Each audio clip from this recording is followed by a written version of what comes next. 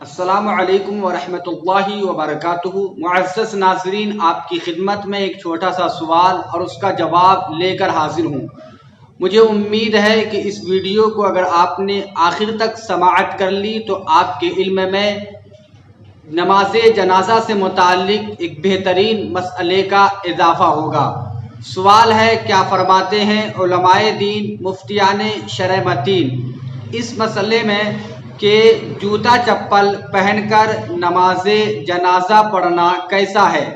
دیکھا جاتا ہے کہ کچھ لوگ جوتے پہن کر نماز ادا کرتے ہیں اور کچھ لوگ چپل پر کھڑے ہو کر۔ کیا اس طرح سے نماز پڑھنا صحیح ہے؟ قرآن و حدیث کی روشنی میں جواب عنایت فرما کر شکریہ کا موقع دیں۔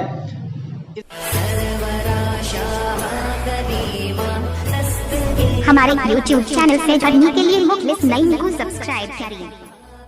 اس مسئلے کے جواب کی 4 صورتیں نکلتی ہے۔ زمین پاک ہے یا ناپاک؟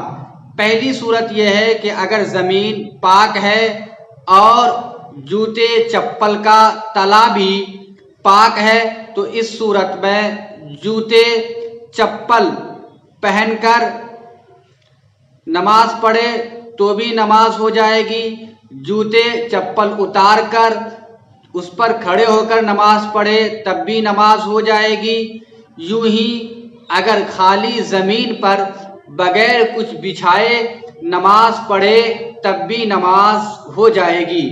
دوسری صورت یہ ہے کہ زمین تو پاک ہے لیکن جوتے چپل کا تلا ناپاک ہے، تو اس صورت میں جوتے چپل پہن کر نماز پڑھے تو نماز نہ ہوگی، اور اگر جوتے چپل اتار کر اس پر کھڑے ہو کر نماز پڑھے تو نماز ہو جائے گی۔ تیسری صورت یہ ہے کہ زمین ناپاک ہے لیکن جوتے چپل کا تلا پاک ہے اور جوتے چپل پہن کر نماز پڑھی تو نماز ہو جائے گی۔ تیسری صورت ہو گئی۔